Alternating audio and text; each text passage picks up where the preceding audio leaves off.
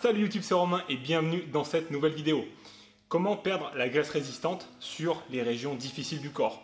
Les hanches, le ventre, les jambes, peu importe l'endroit où vous estimez avoir du gras difficile à perdre.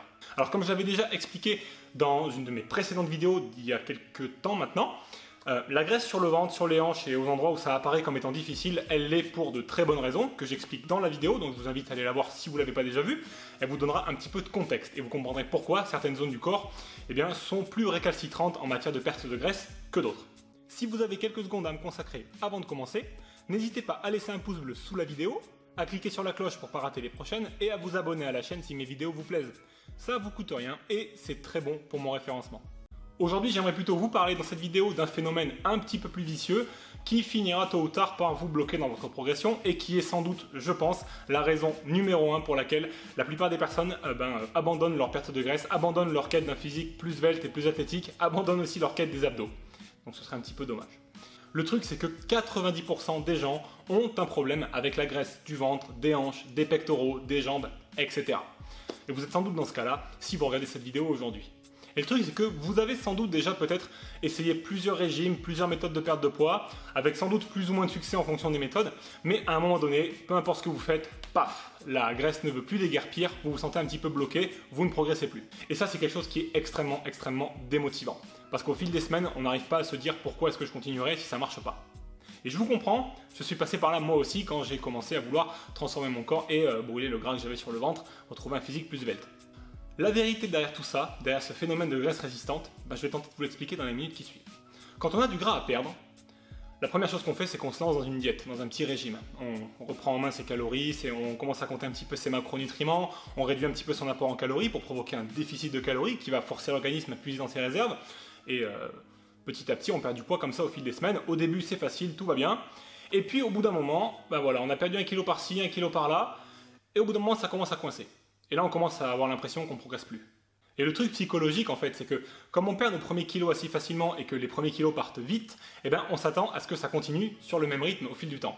Sauf que ça ne fonctionne pas tout à fait comme ça.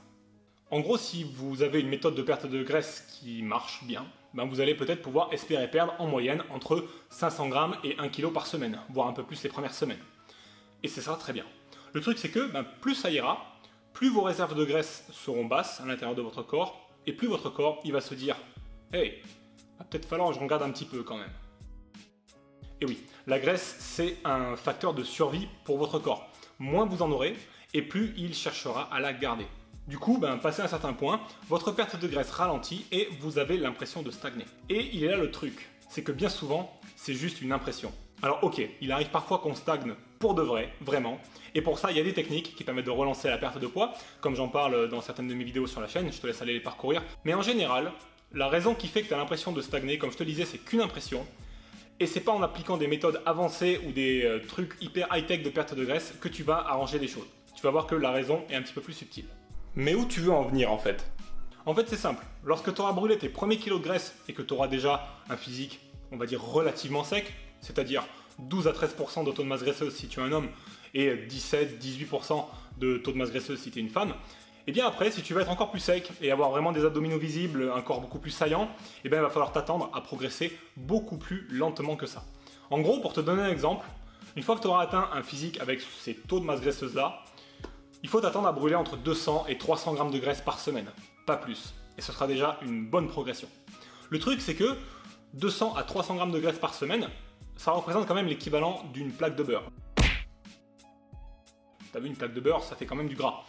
Sauf que si tu répartis ce gras sur tout ton corps, sur tout ce que tu vas perdre dans ton corps, si tu répartis ce gras sur le gras que tu as dans les muscles, le gras que tu as à l'intérieur de tes organes, qu'on appelle la graisse viscérale, d'une semaine sur l'autre, même si je t'enlève l'équivalent d'une plaque de beurre de graisse, tu verras pas le résultat. Dans le miroir, tu verras pas le résultat. 300 grammes, ça se voit pas. Mais pourtant, la progression est là. Pareil, si tu veux te peser sur une balance, 2 à 300 grammes de perte chaque semaine sur la balance, ça se voit pas. Ça se voit pas parce que d'un jour à l'autre, tu as peut-être mangé un petit peu plus de sel, tu as peut-être avalé un petit peu plus de liquide, d'eau, etc. Ce qui fait que ton corps va peser un petit peu plus lourd, alors qu'en fait, tu as quand même perdu du gras, mais ta balance, t'a juste un petit peu trompé. Mais pourquoi tu me fais ça? Comme je te le disais dans ma vidéo sur comment mesurer sa progression efficacement, la balance c'est un bon indicateur à long terme, mais c'est un très mauvais indicateur à court terme. D'un jour sur l'autre ou d'une semaine sur l'autre, ça peut te donner des fausses indications. C'est pour ça qu'il ne faut absolument pas se concentrer sur le visuel et sur la balance lorsque tu vas vouloir mesurer ta progression et que tu voudras atteindre le physique idéal que tu veux. Donc du coup tout ça c'est un petit peu vicieux parce que c'est facile de se démotiver quand on débute, quand on veut perdre de la masse graisseuse et que rien ne semble visuellement progresser. C'est d'ailleurs la raison qui fait que la plupart des personnes abandonnent. Mais nous, on est au-dessus de ça.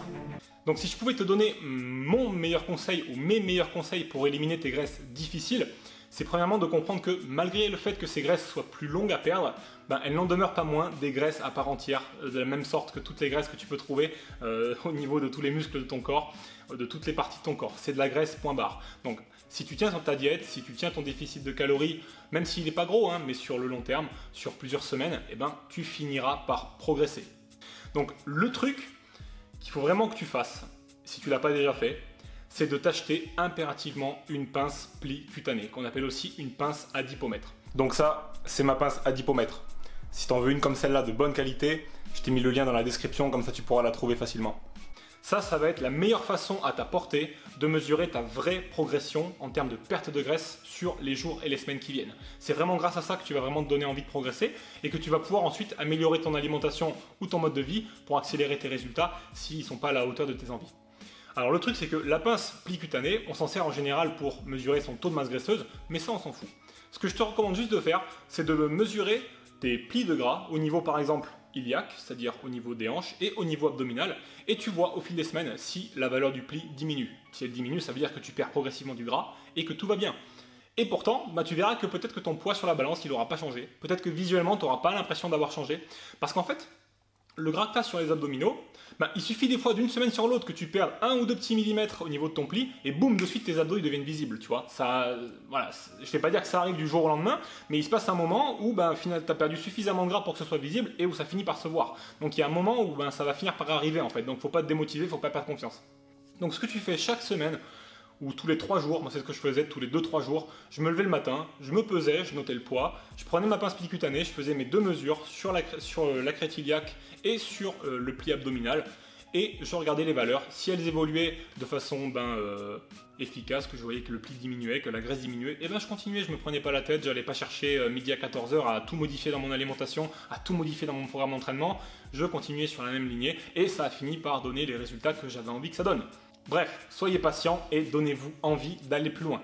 Si par contre, au bout de 2 semaines, tu t'aperçois qu'il n'y a pas d'évolution, que le poids baisse pas, que tes plis au niveau du gras abdominal et ailleurs ne baissent pas non plus, que ta progression est à l'arrêt, là effectivement, ce sera le moment de commencer à se dire est-ce qu'il n'y a pas quelque chose qui me bloque dans ma progression, dans mon mode de vie, dans mon alimentation, dans ma façon de m'entraîner, etc., etc. Et c'est juste à partir de ce moment-là où tu commences à prendre de nouvelles petites mesures pour améliorer les choses et permettre à ta perte de graisse de continuer à progresser au fil du temps. Et justement, je t'ai préparé une deuxième vidéo gratuite à laquelle tu peux accéder en cliquant sur la petite fiche qui s'affiche. Je ne sais jamais si c'est côté droit ou côté gauche, je crois que c'est côté gauche. Tu cliques sur le lien, tu regardes, tu vas tomber sur une petite page, tu rentres ton adresse email et je t'envoie la vidéo gratuitement dans la minute qui suit.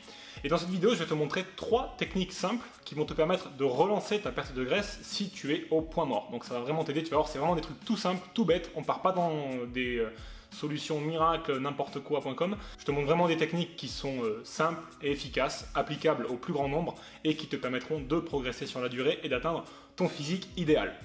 En tout cas, ça m'a fait très plaisir de passer ces quelques minutes en vidéo avec toi. Merci pour le temps que tu m'as accordé et de m'avoir écouté. Laisse-moi un pouce bleu si la vidéo t'a plu et je te dis à très vite sur la chaîne pour de nouvelles aventures. D'ici là, comme d'habitude, c'est toi le plus fort. Salut!